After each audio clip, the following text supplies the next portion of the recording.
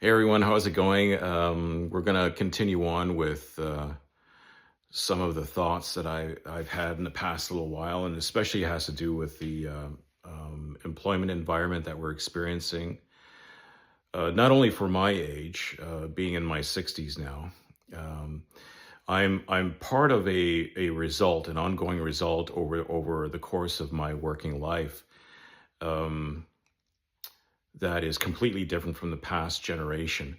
And also, we're going to also try to focus on the new generation coming into the marketplace, trying to come into the marketplace. And I'm going to try to focus on the comparisons of when I entered the marketplace in the early '80s, and what you're experiencing, and the remarkable similarities. The similarities are there, but I'd have to say that the challenges could be even greater today than they were back in the day.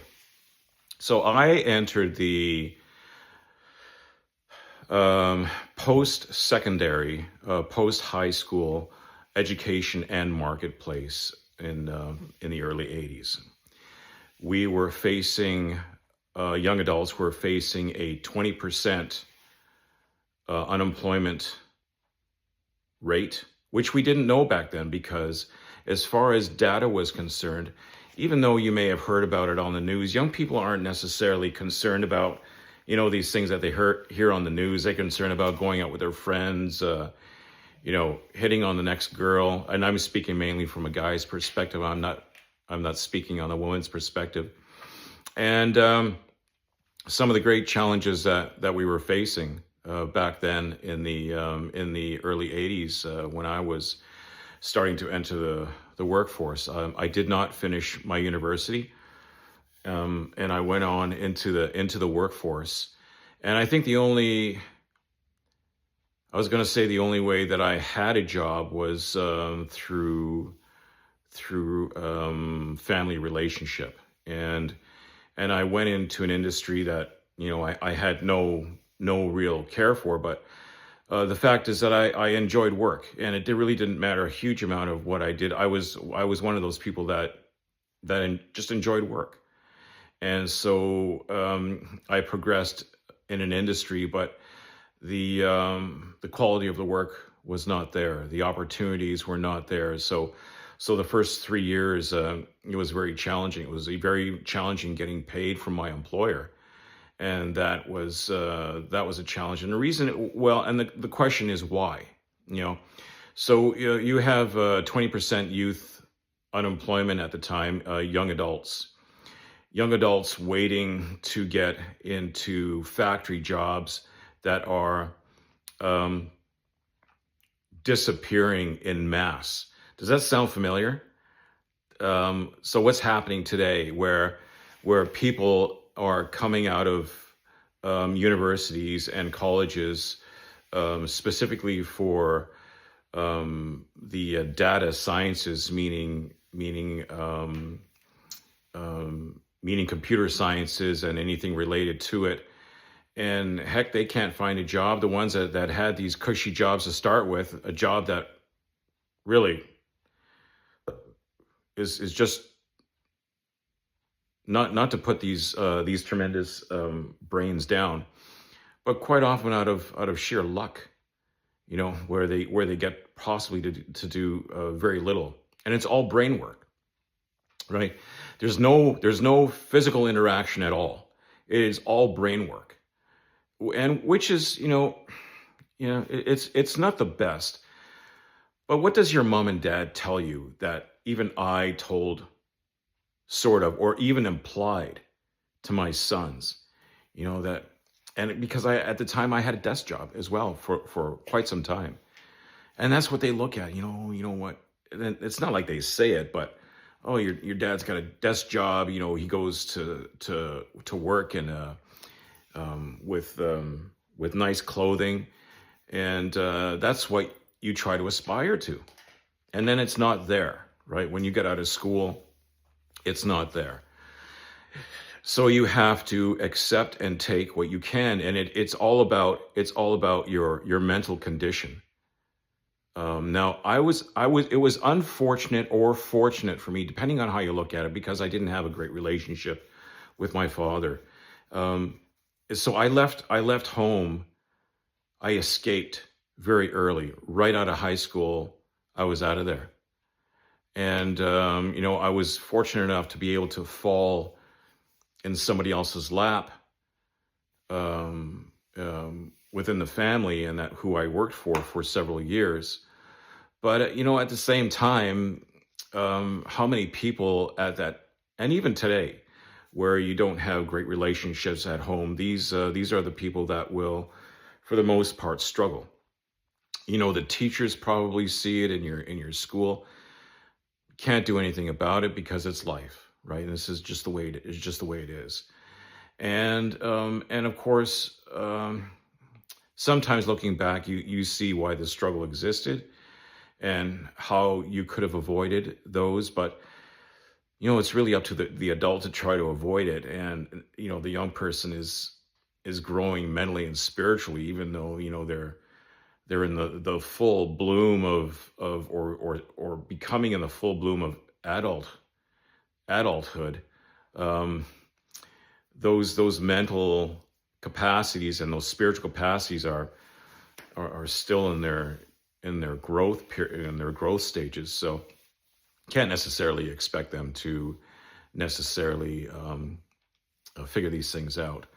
Nonetheless, so the work environment was that in the 70s and the early 80s, the manufacturing sector was just being pummeled. Like it was getting hit back and forth. And of course, the union said, look, man, this is what's going to happen. And I told you so.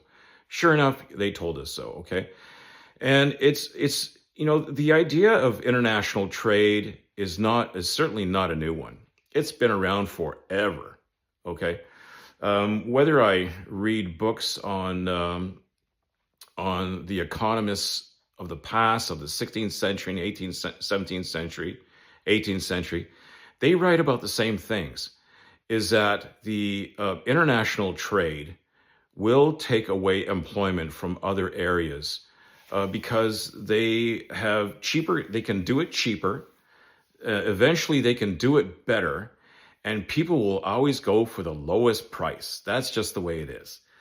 So I entered the construction field, and then I went into commercial construction, which is, far more reliable, far more sustainable, and it pays a lot better than residential construction.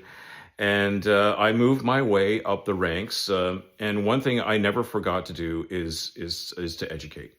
I always upgraded my education, and taking different courses, ensuring that I would not remain stagnant within my trade.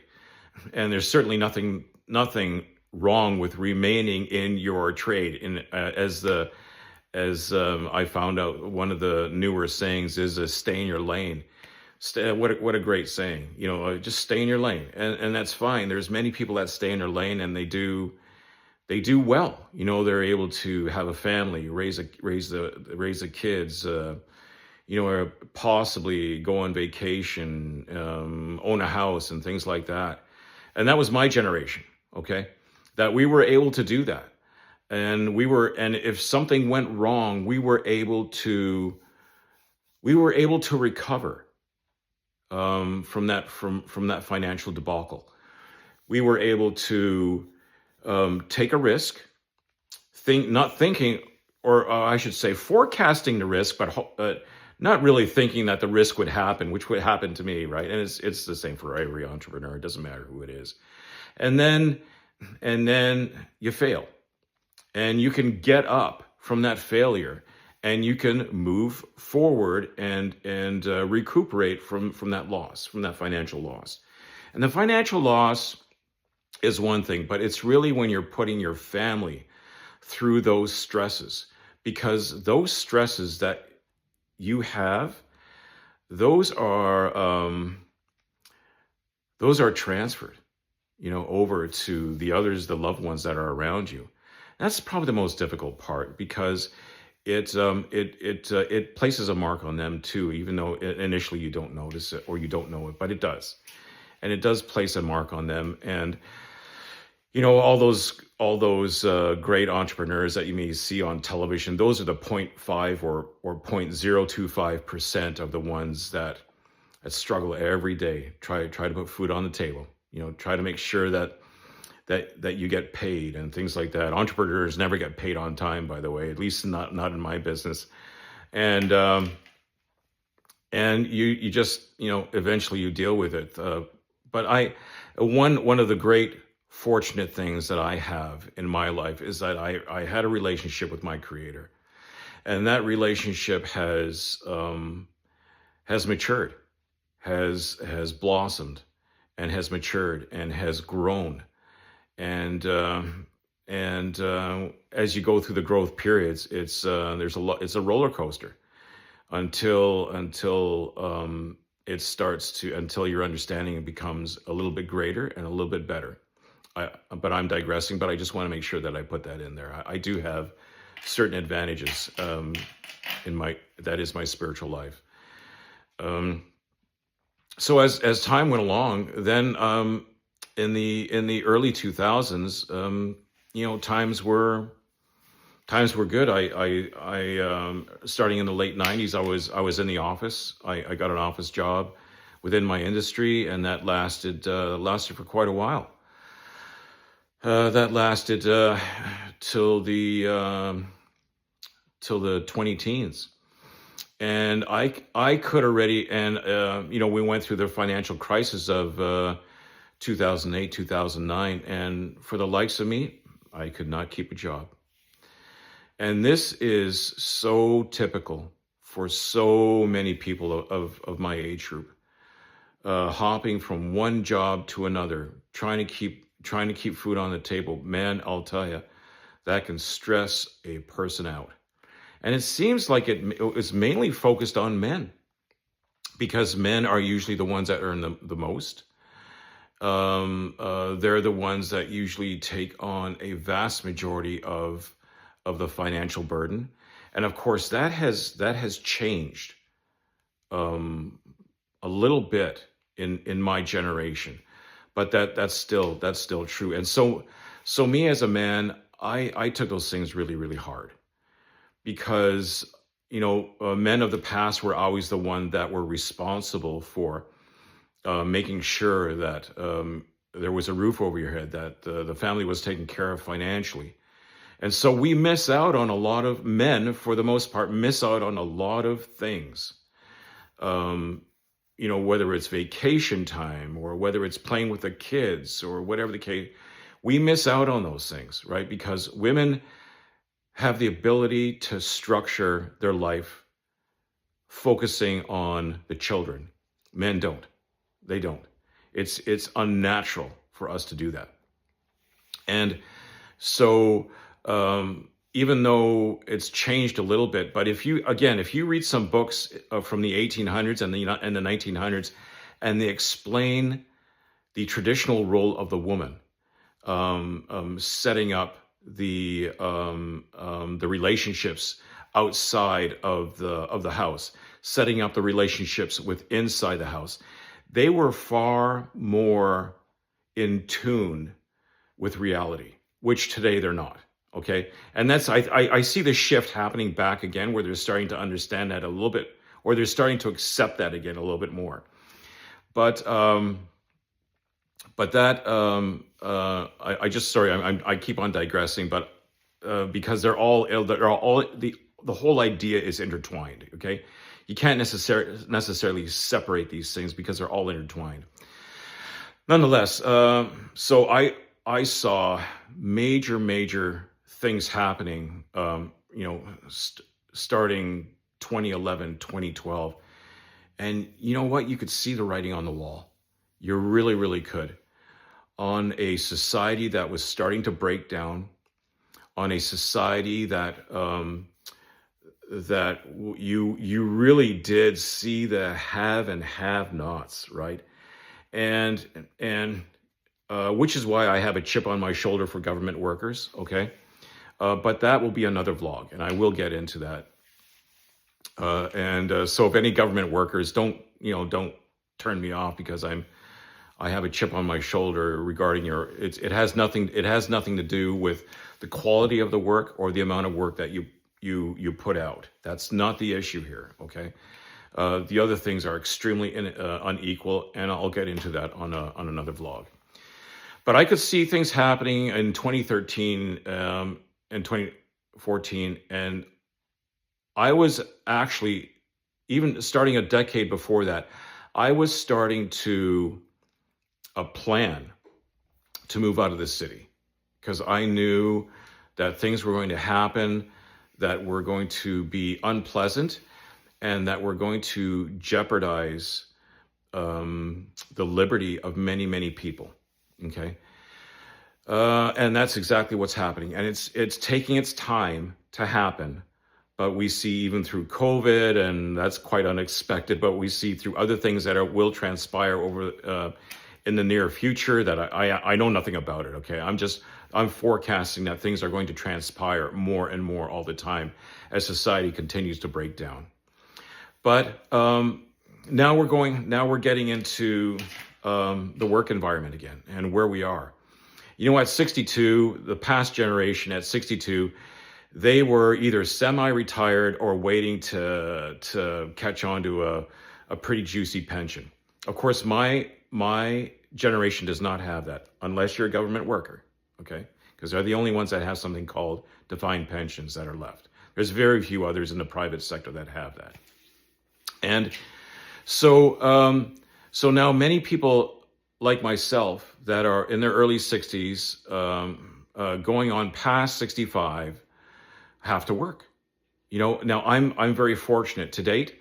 I have good health, and thank God, my brain is fully intact, and my health is exceptional. Not as exceptional as I want it to be, but that's my fault. That's that's not necessarily age's fault. But I'm dealing with a number of dynamics, very, very strange dynamics, in that the younger generation does not respect and does not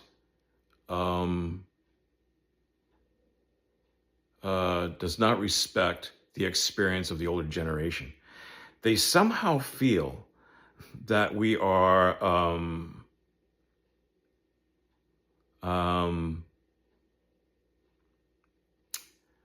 I'm trying to find the right words. That we are somehow incapable of grasping the science of the day, the technology of the day, and of course this is not true. We're the ones that for the most part, have invented the foundations, and a person like myself keeps up with these things, okay? Because I'm simply a very curious person, so I enjoy keeping up with many of these things, and I apply many of these technologies within my daily affairs, including AI, by the way. But and here is now where it comes to the younger generation that is getting out of school, and throughout this period, actually, I would say probably from the early 2000s, there is something that within the structure of education that has dramatically changed, that is completely counter to educating the North American student. Now, I don't know what it's like in Europe. I can't say what it's like in Asia, but this is really hurting the North American student, and that is cost. So when I think of it, this is definitely for another vlog. What has happened over the course of a decade and a half, the cost of education has increased, not at the rate of inflation, but exponentially past the rate of inflation, where if it were actually graphed, you would see graphs that would kind of go like that up, and then they take big jumps and level off, take another big jump and level off, as they increase the cost of education to a point where you have to indebt yourself to a huge amount for what is considered an average university or college education. So you come out of school after 4 years and you're stuck. And that's with a part-time job. If you can get a part-time job, you're stuck with 40, 50, $60,000 on average in debt. And for those ones that claim $100,000 in debt, I couldn't tell you. I don't know. I'm pretty sure those are not in the majority. I think the average is approximately $50,000 or $60,000 in debt. For a young adult trying to make their way in through life and being saddled with a huge amount of debt is devastating. Okay? Absolutely devastating. Now, here's another thing on top of that. It's housing cost. On top of these problems, you have housing costs that have gone exponentially beyond the rate of inflation, where this has increased to a point where you have to have a partner to subsidize the rent. When I was a kid and my parents bought a new house, a bungalow in a new area, there was an electrician beside us that was in his early to mid 20s that purchased a brand new house beside my parents. Okay. When I came out of school, I could afford rent, purchase a motorcycle, have a pickup truck on a loan. And I could afford to do that. I could afford to keep those things on UI, what they used to call POGI. And in my day, they call it unemployment insurance. And nowadays they call it employment insurance, right? But I like the word POGI, right? So we call it POGI. And I could afford to do that on POGI. In other words, when I was laid off in times when there was a shortage of work. Can't do that now. The guy has to have a partner somewhere along the line, pay part of the rent, take a bus to work, and in the meantime, it's hard enough just trying to find a job. So what are they going to do? And this is why you see so many of them reverting back to the parents' home. And where does that come from? Well, that comes before the 1920s and beyond, where you stayed at home, and you helped out at home, and which creates its own issues because the relationships and the younger people have to understand that they have a responsibility to contribute to home life, and you have to do it with a smile. Okay, you can't do it begrudgingly because that helps absolutely no one. Okay, you have to realize that the environments are changing, and then for you to try to map your way to a working environment is very challenging, just like it was challenging in my day. But you're faced with additional challenges. It doesn't mean you can't map your way through. It just means you have to, you have those additional challenges that you have to map through. And your family has also, like myself, we have the obligation to make sure that the children have that backup, that they can feel comfortable enough to come back, and make sure that they can have confidence and the abilities to fall back on something, because there's many of them that won't, and they're going to suffer a huge amount going forward. And for the young adults that has something to fall back on, as they're continuing their education, as they're finding jobs, those are the ones that will probably make it through. But it's going to be challenging. And there's another thing. it's just going to be the very few that are going to have an employer for an extended period of time. And if you do, you're going to have to hang on for dear life. And for a person with my type of personality that won't bend the knee to the employer. I don't drink the right beer. I don't say the right nasty words because I'm not that type of person. I'm never gonna fit in. And there's people like that out there. There's probably not many, but there's lots of people out there like that. I don't get tattoos and oh, hey, I did this in memory of so. My memory's not that bad. Okay, it's actually pretty good. So I can't use that either. So there, I'm a fish out of water, and there's lots of young adults that are now fishes out of water, because for the most part, today's young adults can be very individualistic, and that's not a bad thing. That's one good thing possibly about the multimedia or the media, is they have a lot of information in front of them.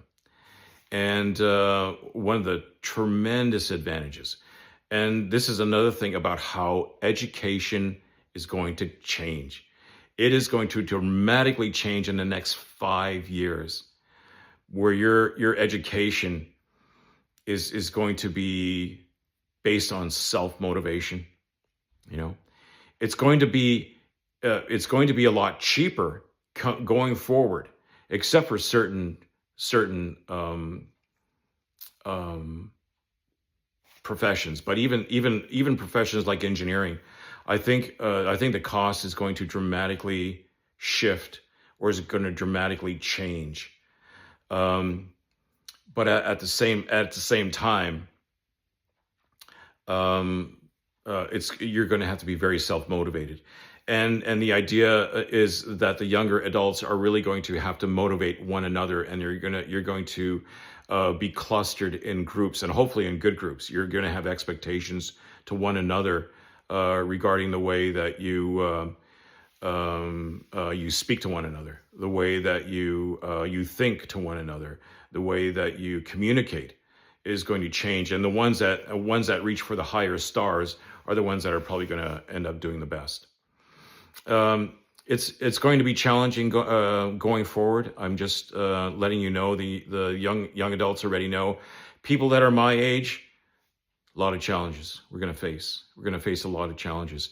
That's that safety net, social safety net that is there.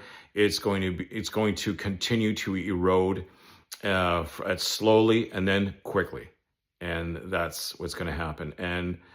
And one of the great unfortunate things, and another vlog.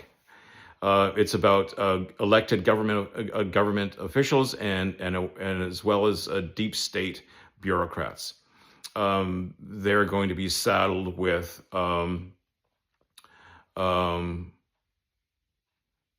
hopefully with accountability, and because right now they're not. And we're actually seeing it starting to happen in the United States, and I hope it comes here to Canada as well. And it's another great topic. I've overstated my bounds here. I'm at almost 30 minutes from what I could tell. And you know what? I wish you God's blessings. I hope you take into account what I said. Hey, and drop a line down below in the comments. And please subscribe. I have more thoughts I want to share with you, and I hope that I can get things going. Like, it's not like nobody else is, but hopefully we can share with your comments and together as well. Talk to you later. Bye.